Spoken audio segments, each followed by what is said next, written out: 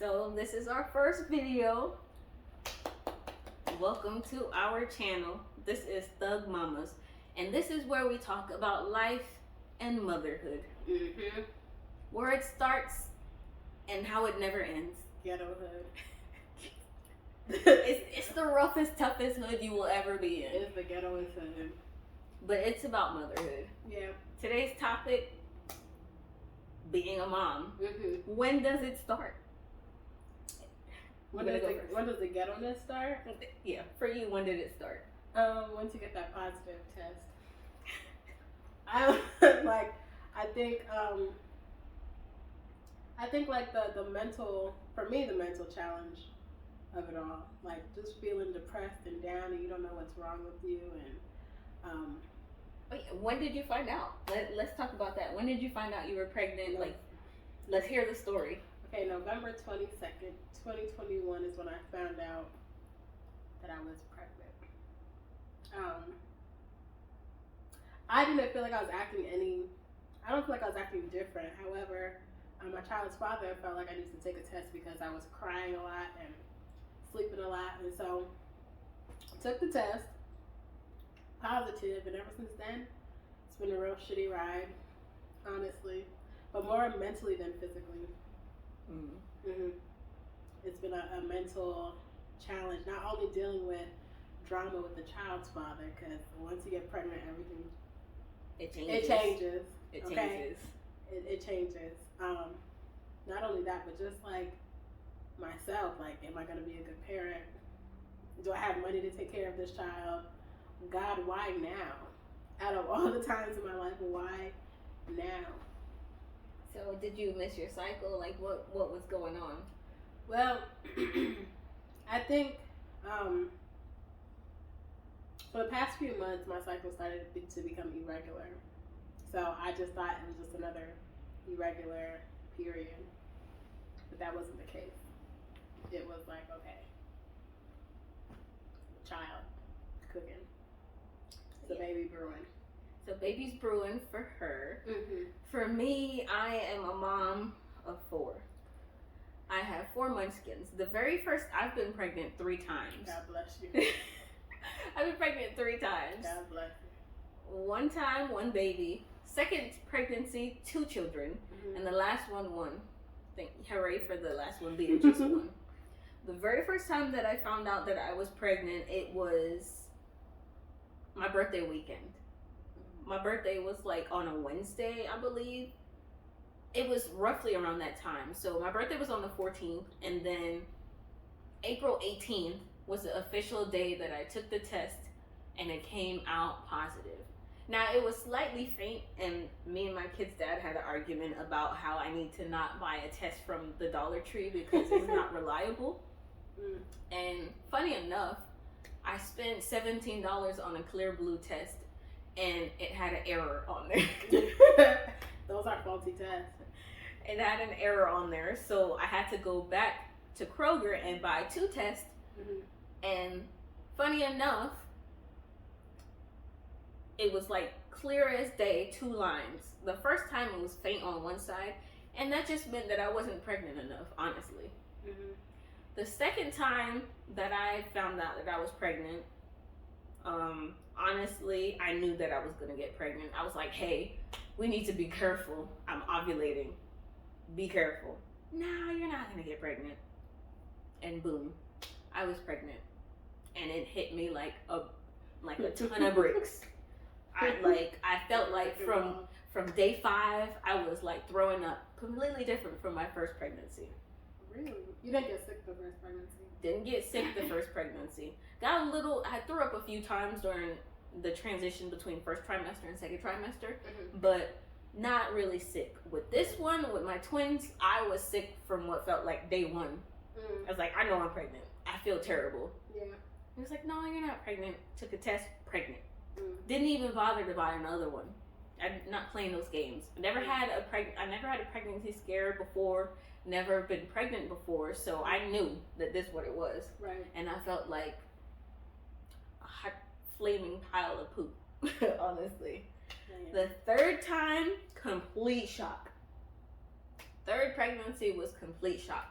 I I had spent 7 months, almost a whole year if you call it, maybe 10 months without getting pregnant. Had complications with yeast and complications with BV and all kind of stuff from taking birth control. Had some mental issues with birth control. Finally got clear of that, and boom, pregnant. Pregnant. It was terrible. Yeah. I was in complete shock. I was like, there's no way. I was taking tests very frequently to count when I was ovulating, and I was off by 1 calendar day. And knowing that, you know, if you are having unprotected sex, it stays up in your body for about 5 days. I was off by 1 day and got pregnant. Just for some perspective. 1 day, got pregnant. And I kept taking a test, and the line kept getting darker and darker. I didn't even miss my cycle. Like, it was 2 weeks before I missed my cycle. I was like, yeah, I'm not pregnant. That's just... By the time I got to the doctor's office, the line was like dark. I was like, oh, I must be super pregnant now. I was in disbelief, honestly. My child's still in the oven, but I just feel like it's a one and done. Just like the way that I felt like, okay, so in the beginning, I dealt with like intense nausea but no throw up. Just being nauseous and feeling nasty, and then just being depressed, and your whole life is just changing and nothing's ever going to be the same. Absolutely, one and done for me. Yeah. It's one and done. Like, you really have to be a real stand-up guy to make me want to see her and have your child. Oh, I'm all tied up. Like, 4 and done.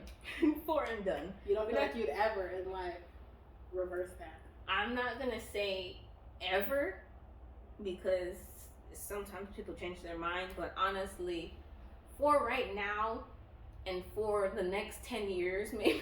You said no. My plan for the next 10 years is a no. And even then, like, I just got my body back to the way I wanted to. It's gonna be a big no for me. Yeah.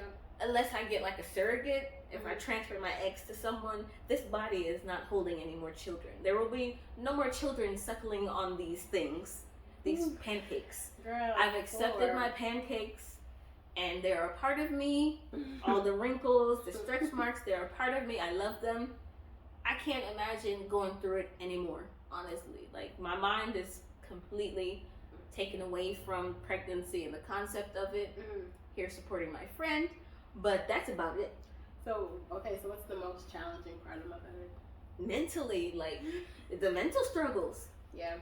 Like, I'm gonna be honest. It's gonna be disgusting when I say this, but there are often times where I'm just doing what I have to do, waking up in the morning, doing breakfast, if I do breakfast, or dropping the kids off early at school so they can get breakfast, or if I'm doing dinner, cleaning, and oftentimes, like, you just completely forget about yourself sometimes. Not on purpose.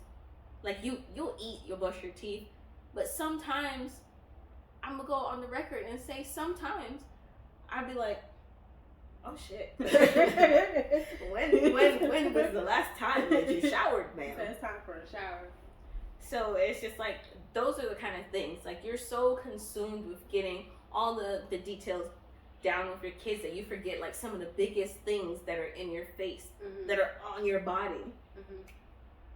Like, you're consumed with trying to make sure these little people that you created are living comfortably. Right. So, and you get uncomfortable in the process. So how do you feel like, well, have you tried to find balance in the midst of it all, now that you're aware? Yes. So my balance has come in the form of work and therapy. Like, that's where I find my balance. I need to have at least 1 day of the week where I have no kids and no responsibility. Well, I shouldn't say that. Responsibilities for a lifetime. But I should say no work. Yeah. No actual, like, work. They just at home cleaning and stuff. That's generally what I do. Okay. And maybe spend at least an hour doing something that I love that day, if I could get that. Exercise as well. That's been keeping me on the fence from sanity, and it's keeping me on the sanity fence. That's what I'm gonna call it. And so what's the most rewarding part of motherhood? The most rewarding is that I am raising tiny comedians. because they are absolutely hilarious. They are. They're absolutely hilarious. There'll be times where I'm like so zoned out. I'm on my phone because I'm trying to stay focused.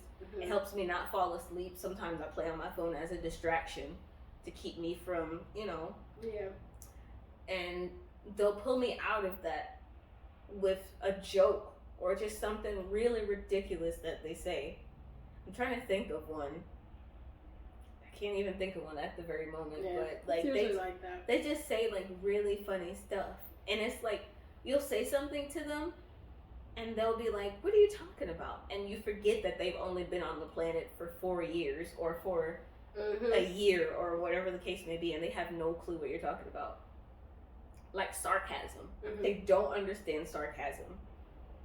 Like the phrase "a frog in your throat," right? For a sore throat. I said that to my kid one time, and she's like, "What are you talking about, mommy? I didn't eat a frog." And it's just like, it's really funny because they literally don't understand. They've only been here for 4 years. Everything's literal. And one of the other great parts is that, they think you're amazing while you're amazing until you tell them no. And then seeing them see things for the first time or experience things for the first time, like taking them places. We went to a strawberry farm, we went to a zoo, and it's like their eyes lighting up for the first time, seeing something that you've probably seen a million times in your lifetime.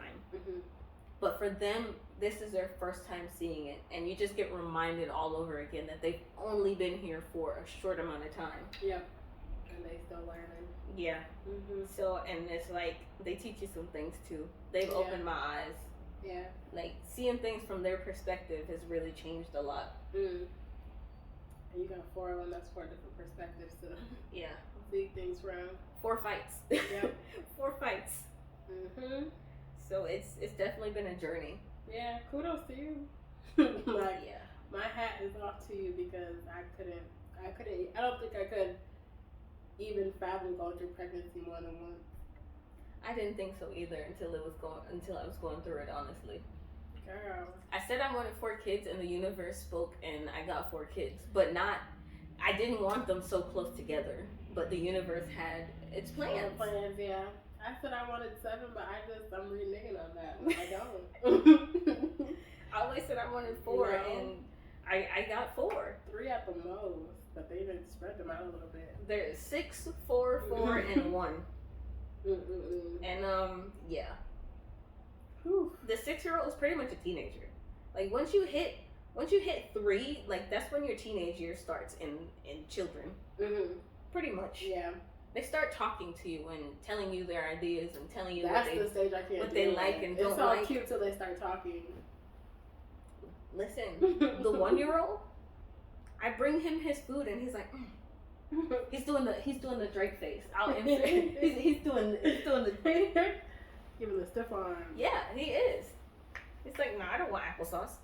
This little child has been eating oatmeal every single morning for the last 6 months, and now he wants nothing to do with oatmeals or bananas, which has been his favorite. And I'm just like, dude, what happened? You tired of the bananas? Tired of bananas. He gets his own applesauce out the applesauce box now. Wow. And he just scratches at the container on the top of the container for you to open it. Getting big. Yeah. Oh, and he's talking. He's saying, "Get down now." It's getting big, man. He's telling the other kids like, "Get down." No. And no becomes their favorite word. And he doesn't say no like other kids. Other kids yell, "No." He goes, "No." like a little robot. No. I have to record it one day. But how he says no is hilarious. No. And he does the finger too. No. So if you could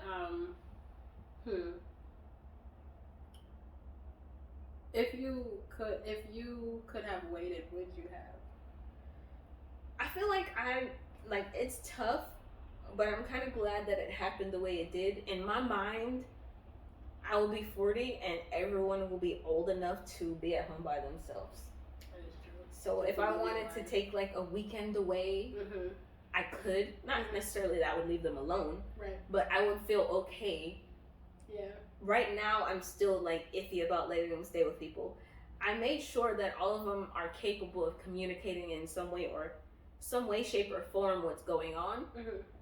Except for the 1-year-old, of course. Right. He just started talking. Right. But they're really great at expressing what's going on and how they feel and how it makes them feel. So I'm still not comfortable yet. Right. Like, it took me, the oldest was 19 months before he got to go to his grandma's house. Before he got to go to his great grandma's house and spend the night. I was pregnant with my twins. And that was the first time he got to leave the house and spend the night with someone. Right.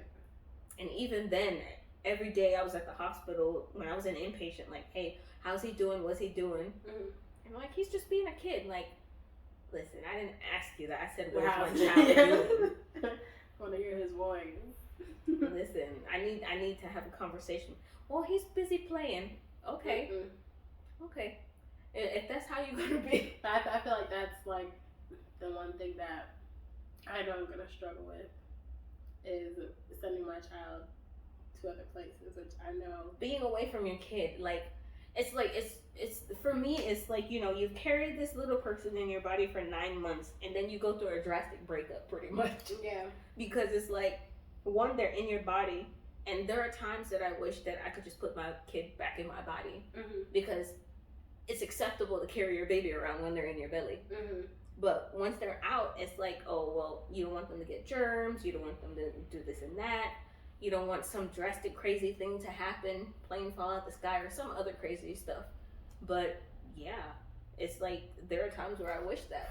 I think knowing I have to send you off to your dad's or your grandparents.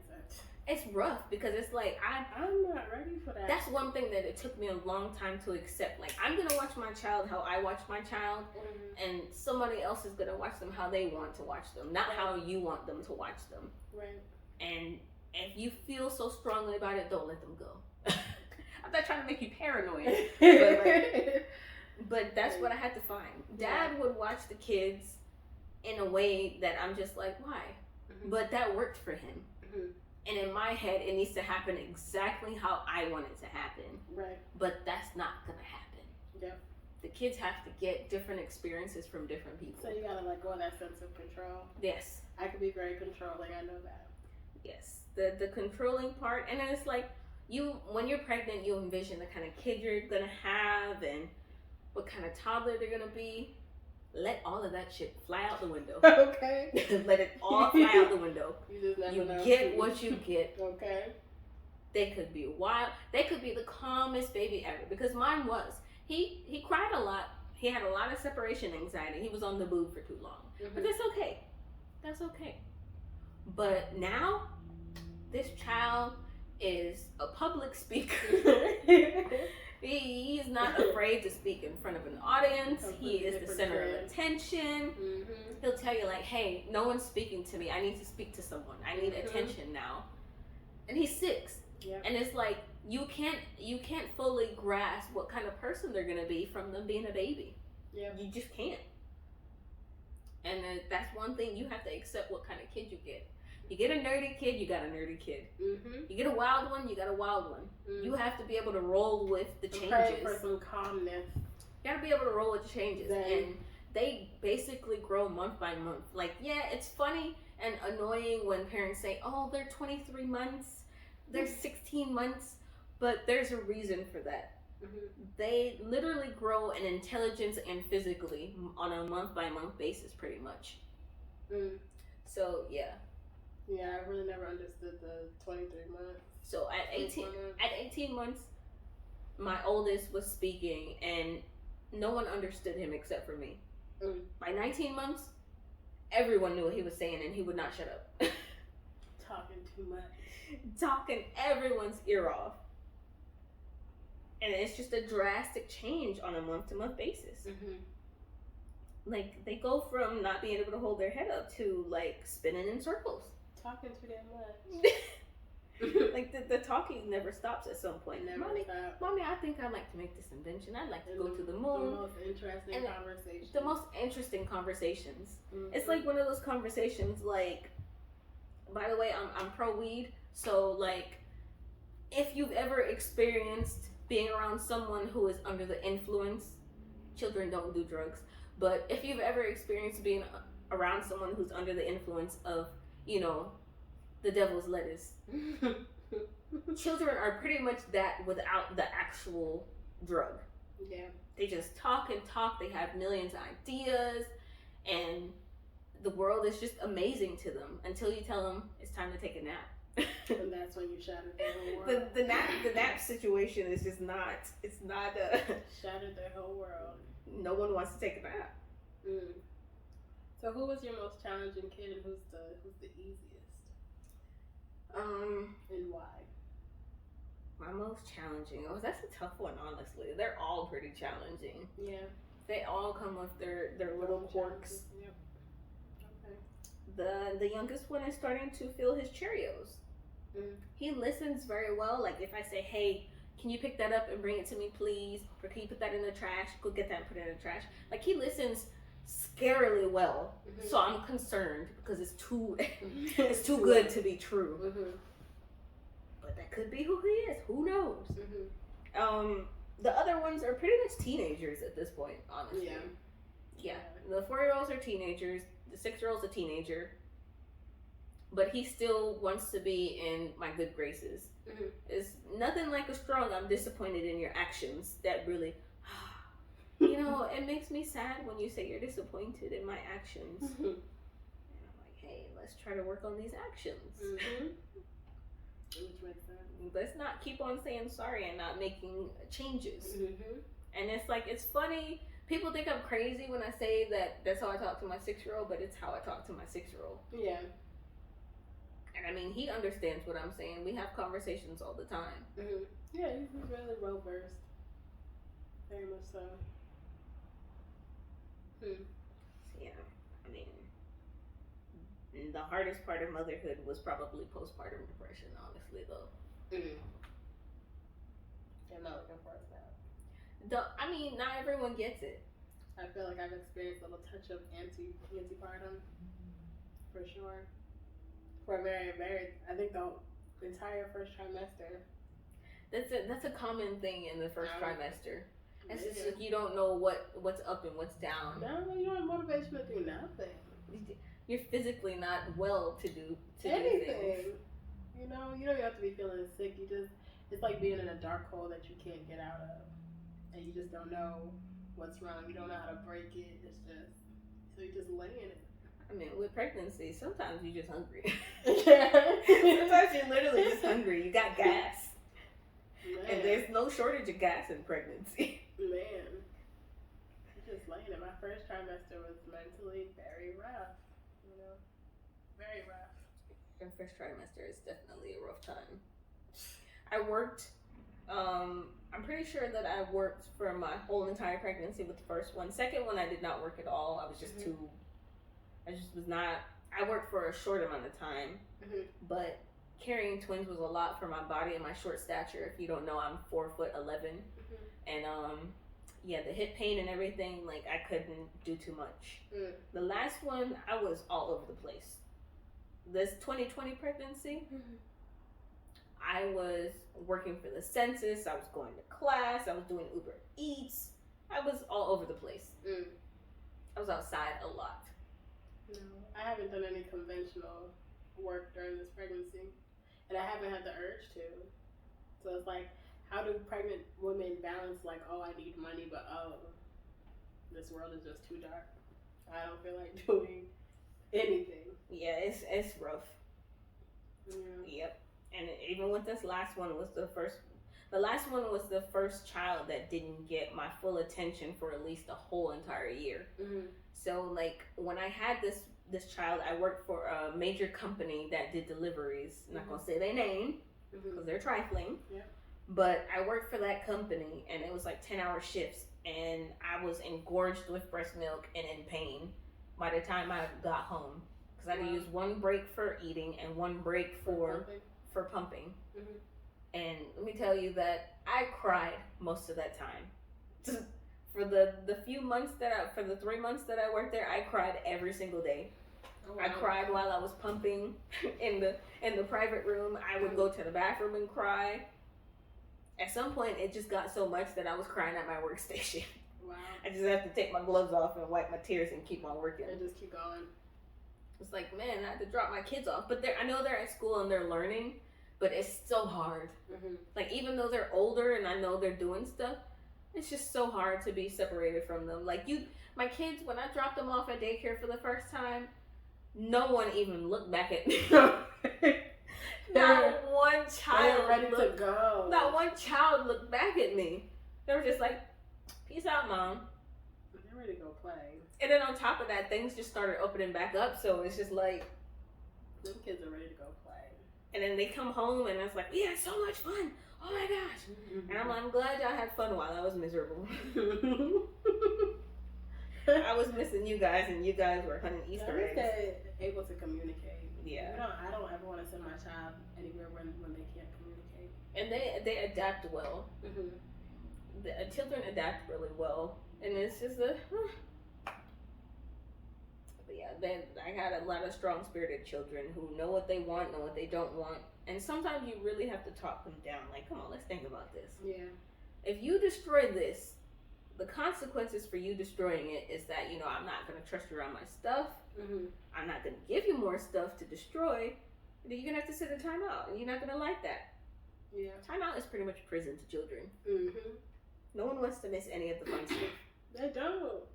They do not. I hated timeout. So, do I have a difficult child? They're all difficult in their own ways. Okay. Do I have an easy child? No, not at all.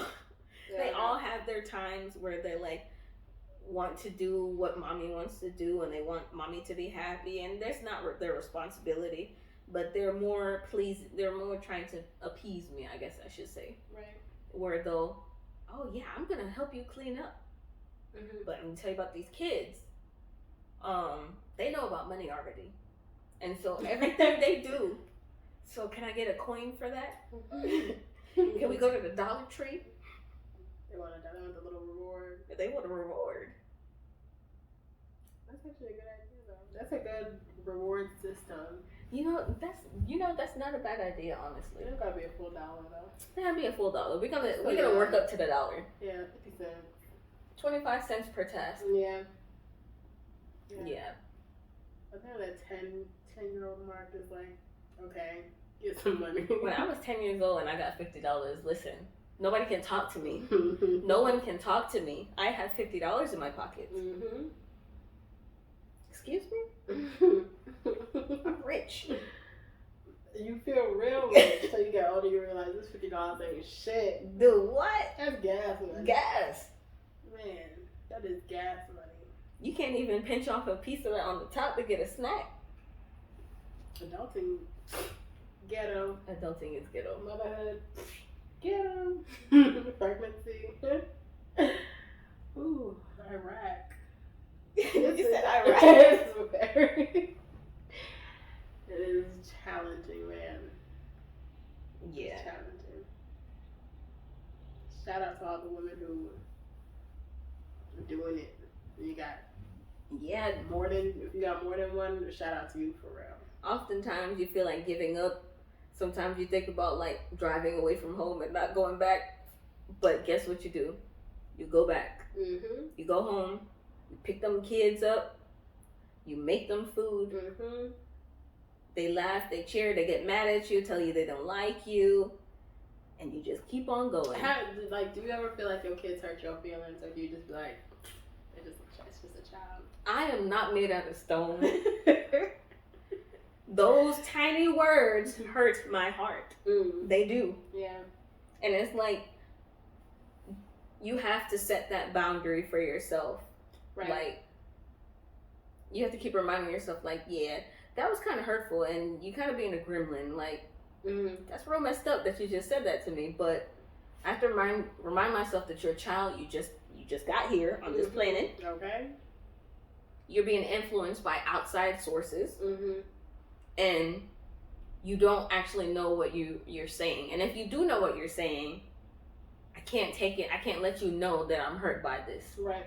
But there's been plenty of times where after they go to bed and I de-stress from the trauma, the trauma of the day, the trauma of the day, where I de-stress, and I'm just like, man, that's messed up. And I shed a few tears sometimes. Like, it's hard being a parent. Yeah. You're kind of a punching bag. Yeah. When they're hungry, when they're upset, sometimes you're kind of a punching bag. Until you can control your emotions and help them control their emotions. And not, when I say control, I don't mean like ignore them, but, you know, help them breathe through their feelings. Until then, like, you just have to suck it up. Yeah.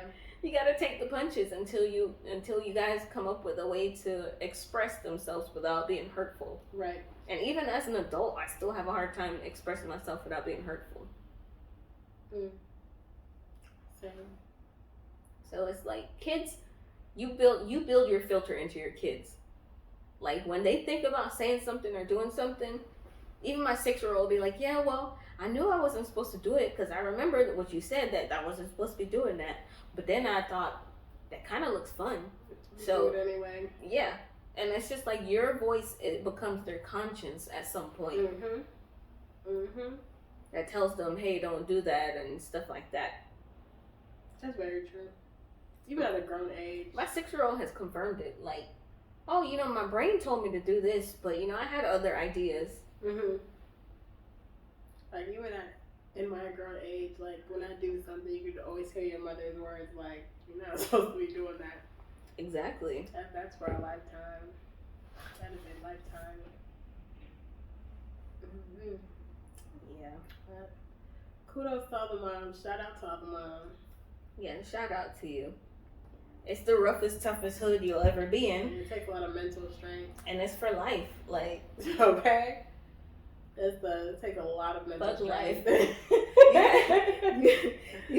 you gotta be an individual, and you have to be a mother. You have to be a cheerleader. You have to be a disciplinarian. Is that what they call it? You gotta be everything. Yep. Everything. You gotta be a doctor, a nurse, sanitation person, because them diapers stink.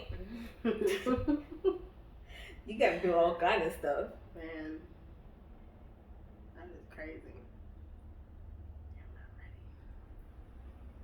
And then that's the thing too. It's like people always say, like, "Hey, what can I do to prepare? What's the advice?" Nothing. Nothing. You can read. You can do simulation. You can buy a fake baby that cries and stuff. Nothing prepares you for motherhood, except pushing that baby out of your body and holding it in your hands. That's what. There's no preparation. Yeah, you can have all the money in the world and still suffer from the same things that women around the world are suffering from. People always think, oh, well, if I have money at this age and I'll be established. Even established people struggle. Absolutely. One of my sister's friends, actually, 2 kids, established, married, all that, antidepressant. Yeah. Anxiety, man. This is what I tell people all the time. Like, yeah, your kid may grow poor or they more grow up rich, but honestly, all of them kids tantrum and shit in their Pampers around the world, whether rich or poor. They could be shitting in Louis Vuitton diapers, but kids are kids. Doesn't matter. Like, you can shame them into being quote unquote high class children, but they're still gonna have attitude. They're still gonna give you back talk. Kids are gonna be kids all across the board. Rich, poor, in between, whatever you want to call it. Okay. So to close out, what is the advice that you have for all the, let's say, all the single mothers out there? Try to stay focused. I'm trying myself to stay focused, but try to stay focused on your purpose, which your purpose is now to raise a healthy child, right, mentally and physically, and that's the goal. Kids are gonna get sick and stuff, but mentally, and work on yourself, obviously, like, because without you, the kid's gonna suffer, honestly. Yeah, they can have someone else and whatever the case may be, but work on your mental health and try to focus, as a mom, try to focus on being there for your kids. Like, you can't control what the other parent is doing. As a single mom, you just have to do your part. Yep. Okay. Don't worry about all the other stuff. Give the kid all the love that you have. And make sure you're staying sane, which means, like, get into therapy, take your mom day. If you don't have a babysitter, stay up an extra hour or two after their bedtime and just, have a drink, or don't have a drink. Draw, paint, do something to help you de-stress. Because it will bottle up and it will come out in terms of you yelling at your kids or strangers or whatever. It happens. I've done it. I just know. I've been through it. Okay. Just focus on, making sure you're not always going to be happy, but, focus on you and your kid. Yep. Okay. I'll take that. And if someone comes along, they come along, but don't let them take away from what you and your kid have. Yeah. That's a big one.